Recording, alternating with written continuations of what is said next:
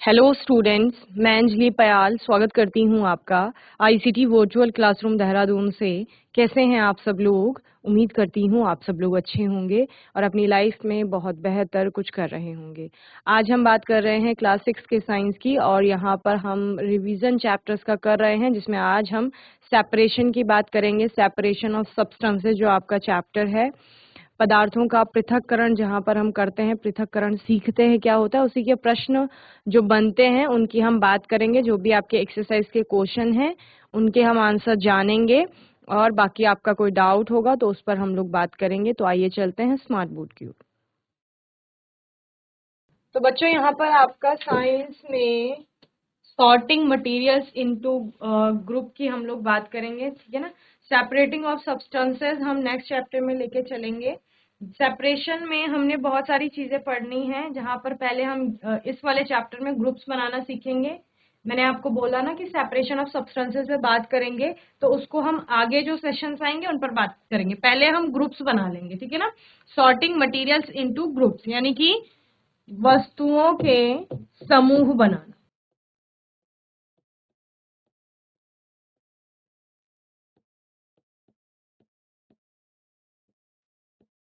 तो पहले समूह बनाना सीखेंगे, उसके बाद सेपरेशन करेंगे कि हमें मिक्सचर दिया गया है उसको कैसे सेपरेट किया जाएगा, ठीक है। चलिए, एक्सरसाइज का क्वेश्चन है आपका name 5 object which can be made from would, ठीक है ना। 5 ऑब्जेक्ट्स के नाम बताने हैं जो आपके लकड़ी से बने हुए हो सकते हैं, ठीक है ना। तो क्योंकि जब आप ग्रुप्स बना रहे थे, ग्रुप्स में आपने क्या किया था, ग्रुप्स में आपने क्लासिफिकेशन करना सीखा था, यानी वर्गीकरण करना सीखा था। वर्गीकरण करने के लिए आपने क्या कहा कि पहले हमें देखना पड़ेगा कि वस्तुओं में प्रॉपर्टीज क्या क्या हैं, उनमें गुणधर्म क्या क्या हैं। तो गुणधर्मों के आधार पर हम क्या करते हैं, उनका क्लासिफिकेशन करते हैं। तो गुणधर्मों में हम ये भी देखते हैं कि कौन सी वस्तु किस चीज से बनी हुई है। तो यहाँ पर बोला गया है कि लकड़ी से आपकी कौन कौन सी चीजें बनी हुई हो सकती हैं। तो बहुत सारी चीजें आपने अपने आसपास बहुत सारी चीजें लकड़ी से बनी हुई देखी होंगी, जैसे चेयर टेबल हो गया, बेड हो गया, जितना भी फर्नीचर होता है वो सारा वुड यानी कि लकड़ी से बना हुआ होता है। सो table, chair, doors, desk, box, ये सारी चीजें किससे मिलकर बनी हुई होती हैं? लकड़ी से मिलकर के बनी हुई होती हैं, ठीक है। चलिए,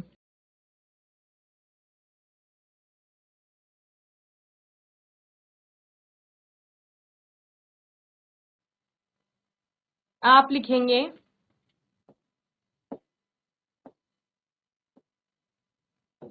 लकड़ी से बनी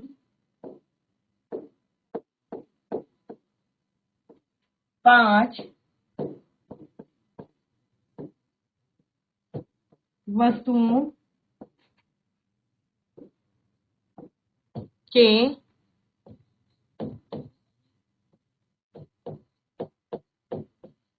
नाम लिखिए, ठीक है। तो क्या क्या आ जाएगा? मेज, ठीक है, कुर्सी,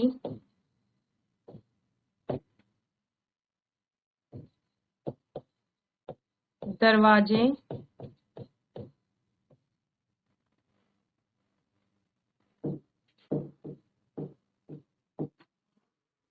डेस्क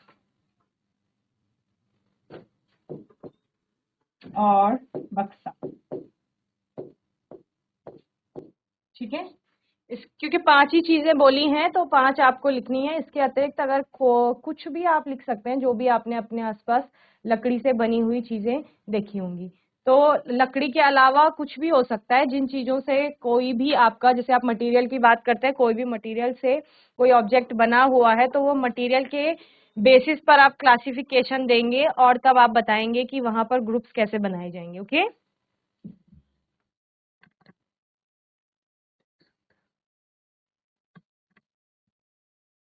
तो यहाँ पर क्लासिफिकेशन की बात हम लोग कर रहे हैं ना, तो ग्रुप्स ग्रुप्स का मतलब बेसिकली क्या है? समूह बना रहे हो तो समूह बनाने को ही क्लासिफिकेशन कहा जाता है। जब हम अध्याय में बात कर रहे थे तो ग्रुप समूह, कोई किसी भी चीज का समूह बनता है ना, जैसे जैसे हमारी क्लास में भी समूह बनाए जाते हैं अलग अलग, जिनको हम क्या कहते हैं, सेक्शंस कहते हैं, कि अलग अलग ए सेक्शन है, बी सेक्शन है। तो उस सेक्शन को बनाने के कोई ना कोई एक आधार होता है, ठीक है ना, कि किस आधार पर सेक्शन बना है। जैसे हो सकता है कि रोल नंबर्स के अकॉर्डिंग, जो भी आपका नाम के अल्फाबेटिकल ऑर्डर में हम लोग रोल नंबर सेट करते हैं, आपके अनुक्रमांक लगाते हैं, उसके आधार पर कि पहले जो 20 बच्चे हैं वो एक सेक्शन में आ गए, उसके 21 से फिर आपके 40 तक एक सेक्शन में आ गए। तो ये एक आधार है कि उनके नाम को आधार मान करके, उनके रोल नंबर को आधार मान करके क्या किया जा रहा है, समूह में उनको वर्गीकृत किया जा रहा है। इसके अतिरिक्त सामान्य बुद्धि के आधार पर समूह बनाए जाते हैं, या बच्चों को ऐसे ग्रुप में बांटा जाता है जहां ब्रिलियंट स्टूडेंट भी होता है, एवरेज भी होता है, बिलो एवरेज भी होता है, सारे स्टूडेंट्स को रखा जाता है। तो इस तरह से समूह भी बनाए जाते हैं। तो अलग अलग तरह से समूह बनते हैं। तो यहाँ पर क्योंकि हम वस्तुओं की बात कर रहे हैं, तो वस्तुओं को उनके गुणों के आधार पर, और वो गुण क्या हो सकते हैं, उनके भौतिक गुण हो सकते हैं, सपोज कि जिसमें हम बात कर रहे हैं कि वो दिख कैसे रहा है, आकार कैसा है उसका, आकृति कैसी है उसकी, उसके आधार पर वर्गीकरण होगा। या हमने क्या बोला था, विलेयता के आधार पर पदार्थों का वर्गीकरण हो सकता है कि जल में घुल रहे हैं या नहीं घुल रहे हैं, इस आधार पर वर्गीकरण होगा, यानी ग्रुप बनाए जाएंगे।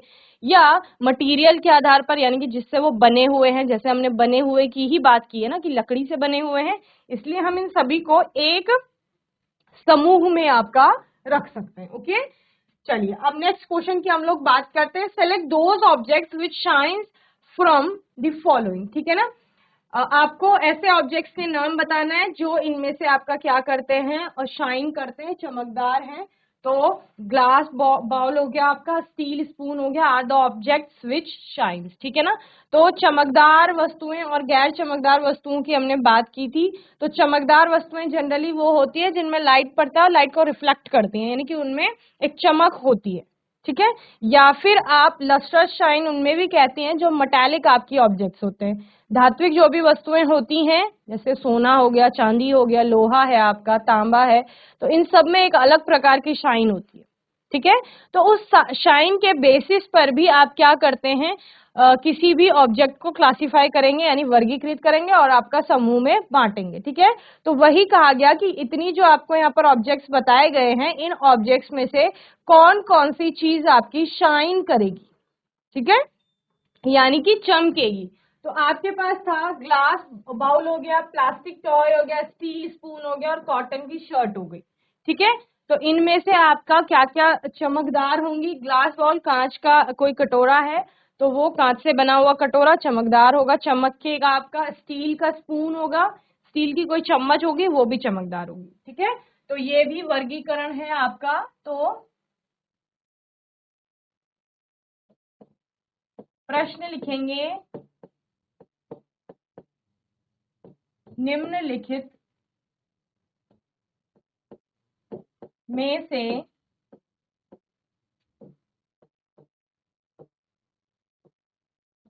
चमकदार वस्तुएं बताइए, ठीक है।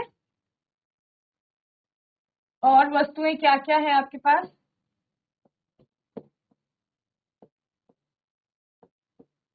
कांच का कटोरा,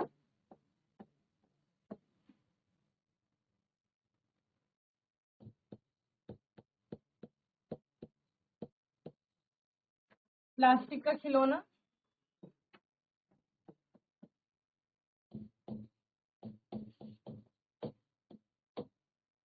ठीक है, स्टील की चम्मच,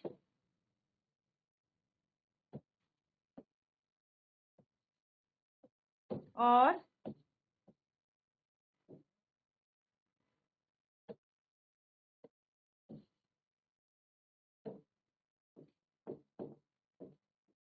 सूती कमीज, यानी सूत से बनी हुई कमीज हो, ठीक है ना।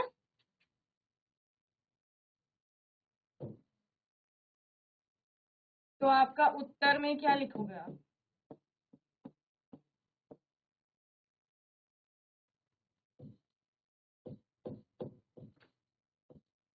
कांच का कटोरा और दूसरा क्या है आपका? स्टील की चम्मच।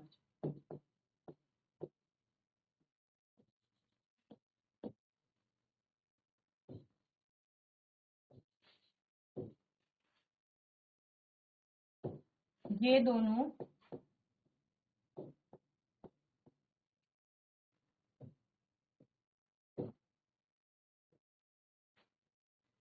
चमकदार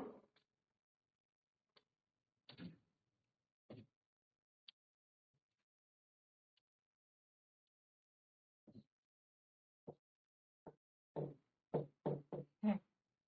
ओके, चलिए नोट करिए।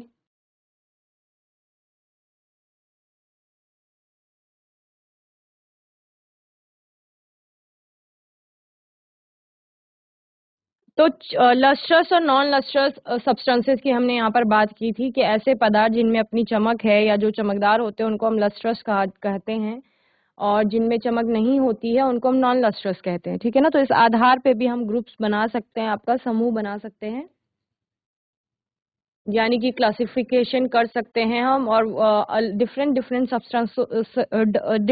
सब्सटेंसेस जो हैं उनको इस बेसिस पर आपका क्लासिफाई किया जा सकता है कि वो चमकदार हैं या नहीं है। तो यहाँ पर भी बेसिकली आपने दो समूह बनाए हैं, एक चमकदार वस्तुओं का और दूसरा गैर चमकदार वस्तुओं का। और आपने सिर्फ, क्योंकि प्रश्न आपसे सिर्फ चमकदार वस्तुएं पूछ रहा था, तो आपने सिर्फ वही वस्तुएं यहाँ पर बताई हैं कि ये चमकदार है। ओके,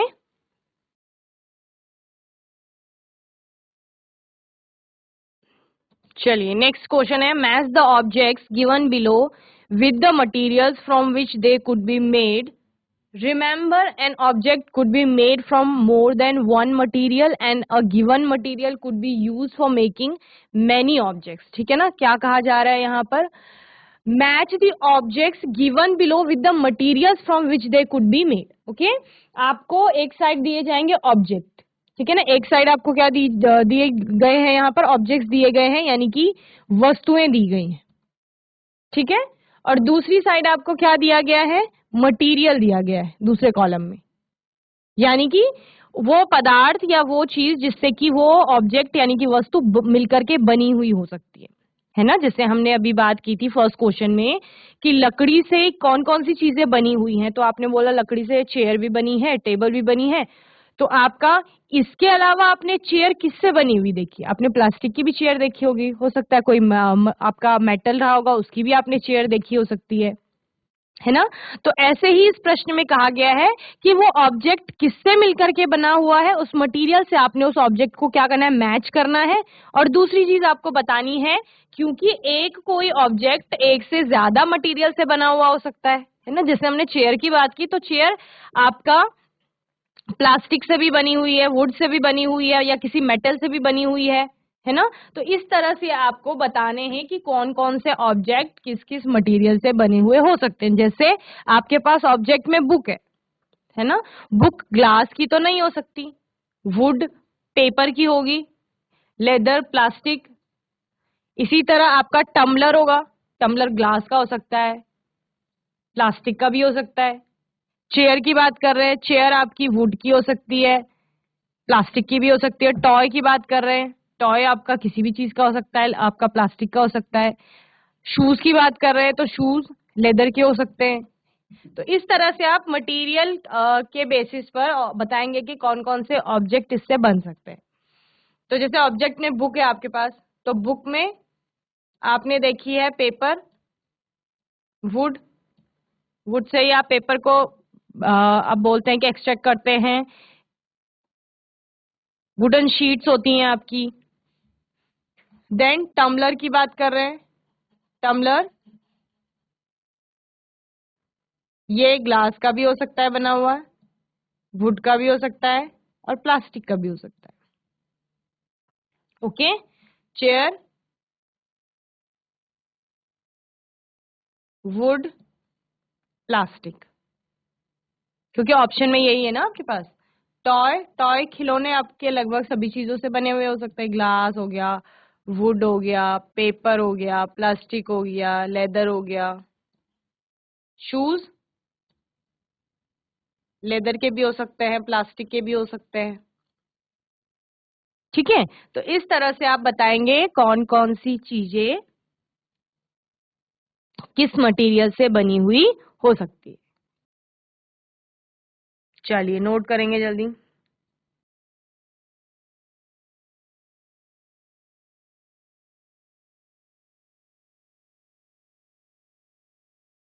चलिए, बुक यानी किताब,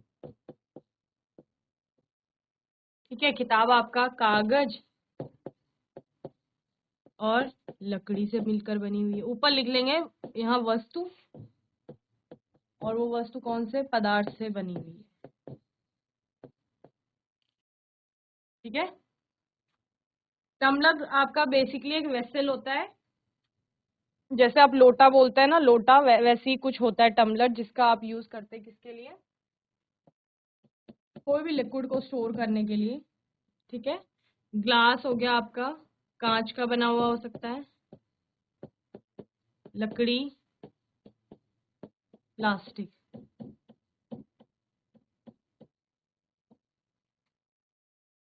इसके लिए बॉटल वर्ड यूज किया जा सकता है टम्बलर के लिए।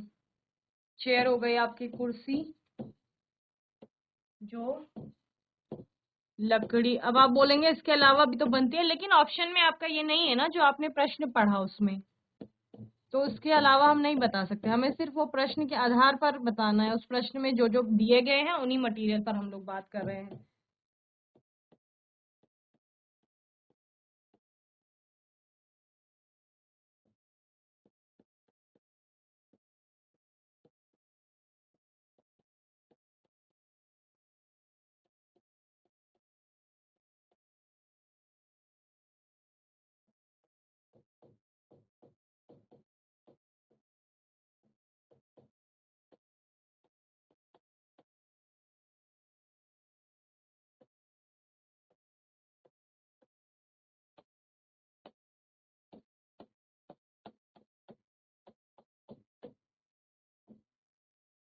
चलिए, हिंदी वाले बच्चे नोट कर लेंगे।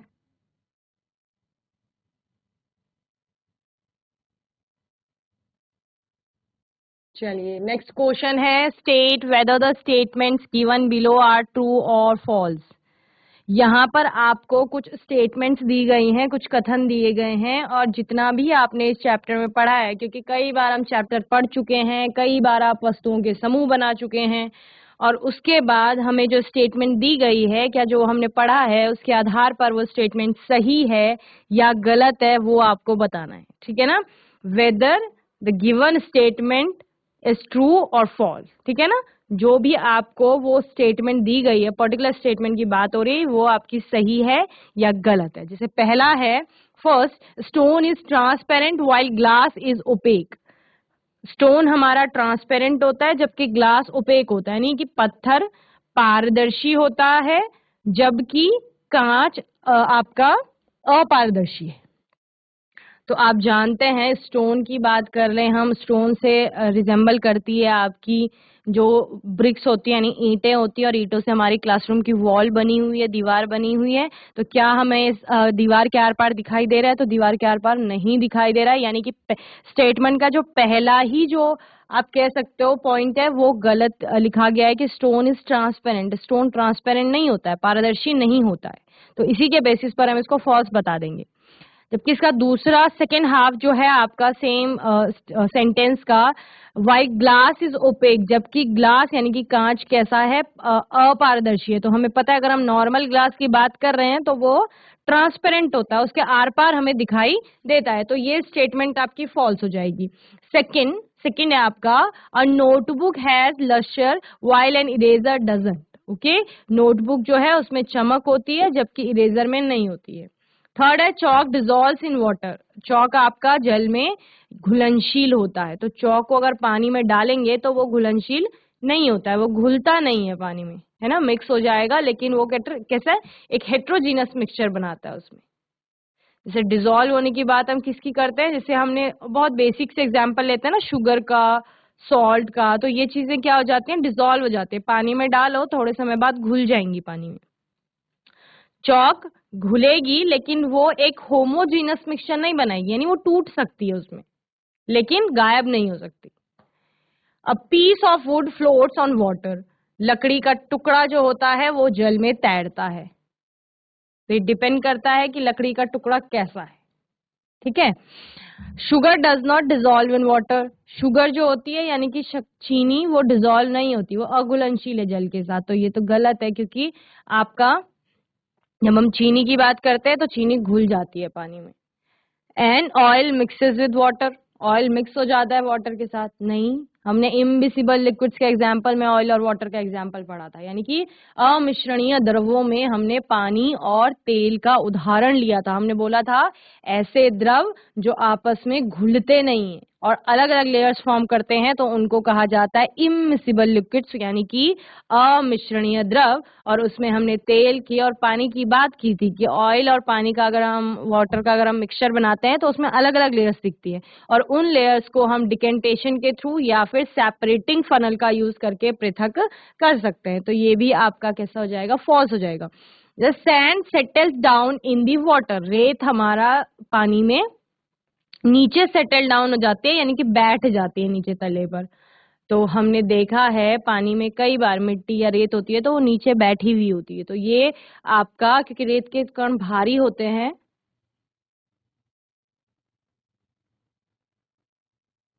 इसलिए वो नीचे बैठ जाते हैं और वो फिर कैसा एक हेट्रोजीनस मिक्सचर वहां पर फॉर्म करते हैं। नेक्स्ट है आपका विनेगर डिजोल्व इन वाटर, ठीक है ना। तो विनेगर आपका लिक्विड ही होता है। अगर हम नॉर्मल विनेगर की बात कर रहे हैं तो चलिए, तो इस तरह से आप आंसर लिख लेंगे। Stone is transparent white glass is opaque, false है। A notebook has lustre while an eraser doesn't, ये भी false होगा। chalk dissolves in water, this is also false। a piece of wood floats on water, true। sugar does not dissolve in water, false। oil mixes with water, false। sand settle down in the water, true। vinegar dissolves in water, true। ठीक है।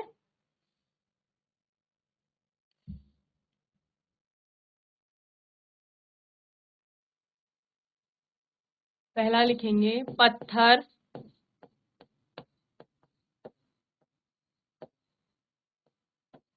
पारदर्शी है जबकि कांच अपारदर्शी। तो ये असत्य हो जाएगी स्टेटमेंट, ठीक है ना।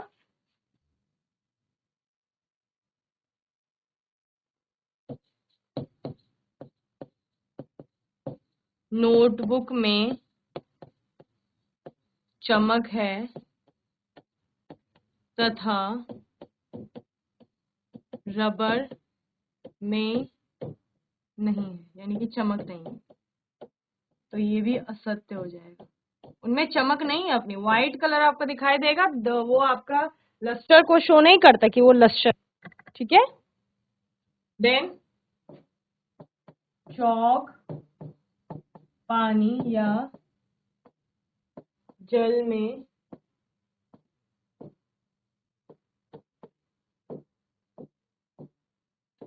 घुलनशील है,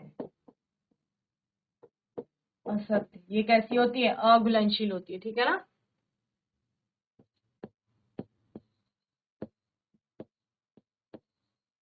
लकड़ी का टुकड़ा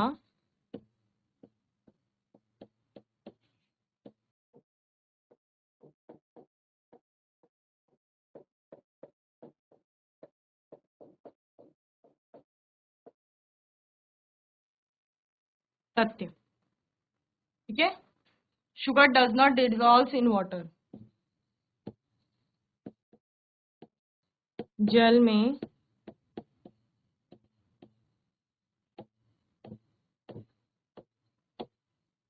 अघुलनशील है या घुलती नहीं है, असत्य, ठीक है। प्रश्न को लिख लेंगे कि सत्य असत्य बताइए, या फिर आप क्या लिख लेंगे कि दिए गए कथनों को या वाक्यों को सत्य असत्य में छांटिए, ठीक है। तेल जल में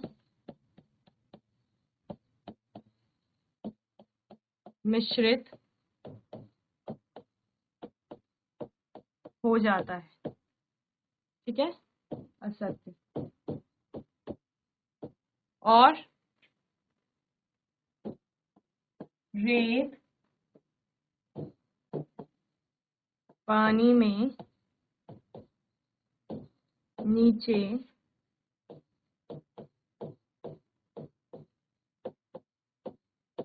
बैठ जाती है, सत्य।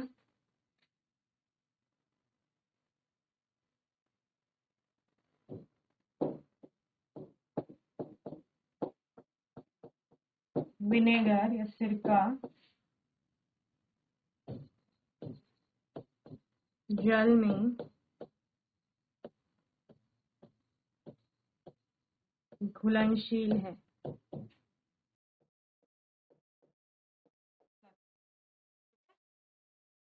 पहला, दूसरा, तीसरा,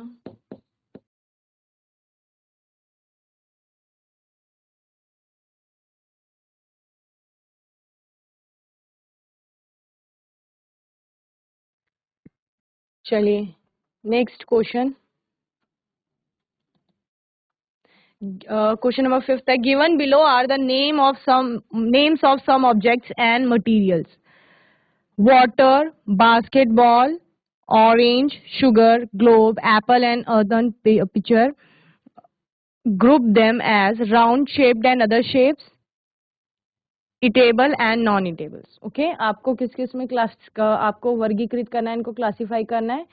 पहला, round shaped and other shapes, कि आपका कुछ गोल आकार के हैं या फिर किसी अन्य आकृति के हैं, इसके दो समूह बनाने। और दूसरा, जो आपके खाने योग्य हैं और खाने योग्य नहीं है, इनमें आपने वर्गीकरण करना है।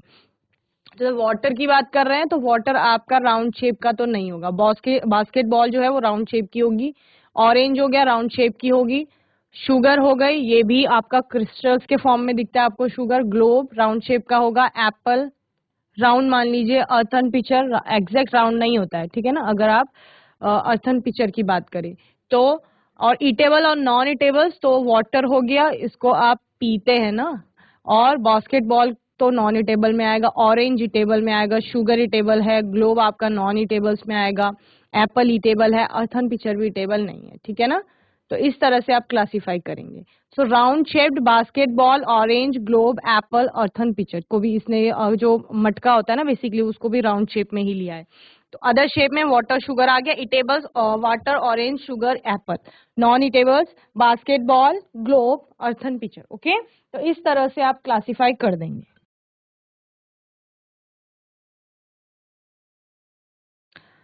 तो बच्चों, आज के सेशन में हमने सॉर्टिंग मटेरियल्स इनटू ग्रुप्स वाला चैप्टर पढ़ा। जैसे मैंने आपको स्टार्टिंग में बोला था कि सेपरेशन ऑफ सब्सटेंसेस की बात करेंगे, उसको हम आने वाले सेशन में पढ़ेंगे, ठीक है। अभी इसके कुछ और क्वेश्चंस रहते हैं, इस चैप्टर के कुछ एक्सरसाइज और रहती है, उस पर हम लोग आने वाले सेशन में बात करेंगे। यहाँ तक आप अच्छे से चैप्टर को रिवाइज कर लेंगे, पढ़ लेंगे, जितना भी आपका कोर्स में आने वाला है सारे चैप्टर्स पर हम लोग बात करेंगे, क्योंकि रिवीजन चल रहा है। कई बार हमने ऑलरेडी पढ़ चुके हैं चैप्टर को अच्छे से, तो अभी लास्ट अटेम्प्ट, लास्ट आपका तैयारी का टाइम चल रहा है, जब भी आपको बहुत अच्छे से इसके बारे में पढ़ना है। बाकी आपका फिर भी कोई डाउट रहेगा, क्वेश्चन रहेगा, तो आने वाले सेशन में आप लोग पूछ लेंगे। और तब तक के लिए ICT वर्चुअल क्लासरूम से जुड़ने के लिए धन्यवाद।